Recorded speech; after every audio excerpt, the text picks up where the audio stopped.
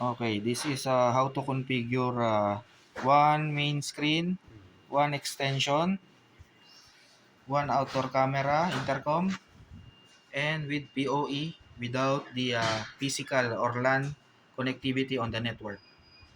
First, you have to activate the main screen.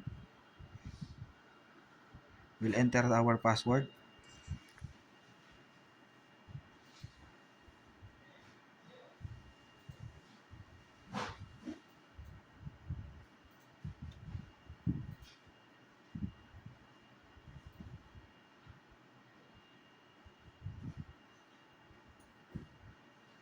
Then, okay, turn off. Okay, now it's activated. You have to go to English. Next, this one, change the IP address Yeah, because it will give localizing. con. This one make it 265. 266. Make it 266 or whatever range you want for the main screen. Then click next. Okay. Then registration password. Set registration password. Same with the screen password.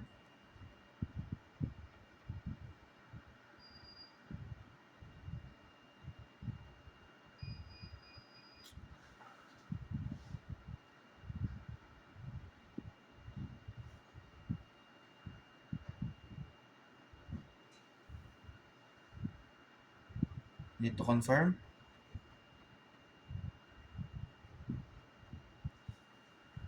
Okay. Then scroll down. Go enable the indoor extension settings. Link indoor extension. Click this one. Change this one. Click the gear. Okay. Activate. Okay. Then change the gear. Change the IP. Make it 60, 67. Okay. Then not yet. It will not change, right? You have to like a refresh because there's a no refresh button there. So you have to make it wait. You have to make it next and then go back previews.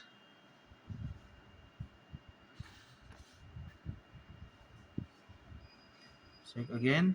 Change 67. No, 66. No. 67. Make it 67.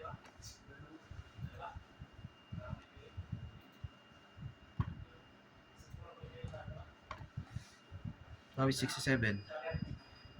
Click that one. Next. Enable the Click connect. iConnect service and verification code. Enter the desired verification code. In our case, I just want to use same password with the screen. Click next. This is the IP default IP of the outdoor. So no need to change this one. Make it 65. So just click finish. Wait it for the to make it like that. To make it activated. Once it's activated now, as you can see here, if I press, it will ring. The other one doesn't have. Okay, because this one is the mode is still in the main door, this icon. So you have to cancel this one first. You have to go to the settings and make changes. Go there, settings, configuration, enter the password, press OK, make change this one. Indoor station type to indoor extension. Press OK.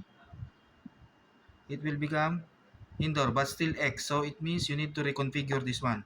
So what you will do is go to settings again, click this, go to advanced settings, okay, enter the password, press OK, go to the device management, This one is the indoor station. It means this main door. You will put the IP address of this 66. Click, get back, get back. Still not yet. You will go back again.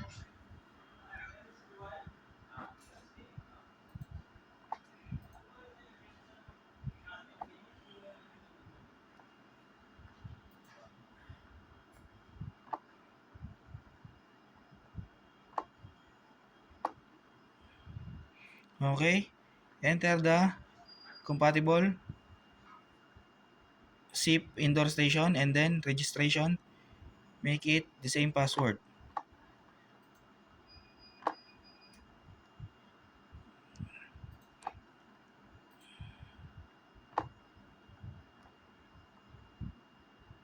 Then that's it. Now the icon is checked.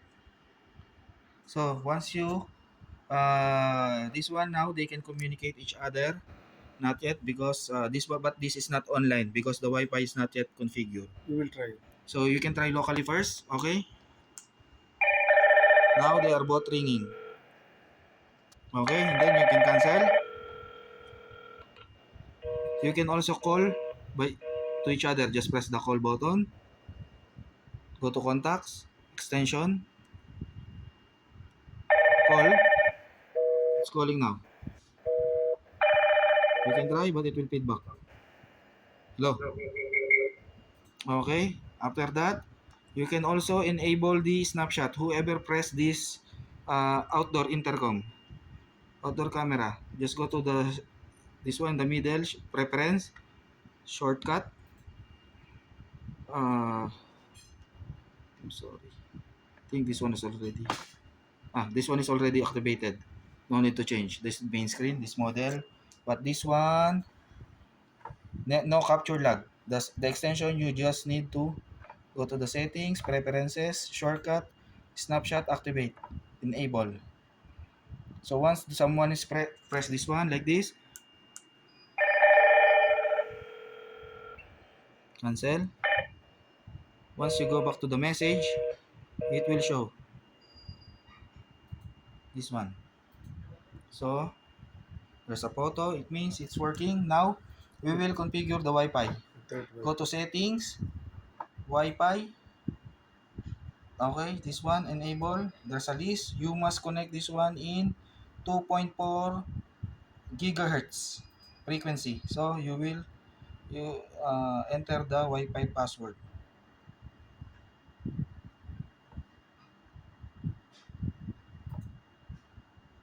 And then wait for it. Same story with this one. Wi-Fi enable. Smart.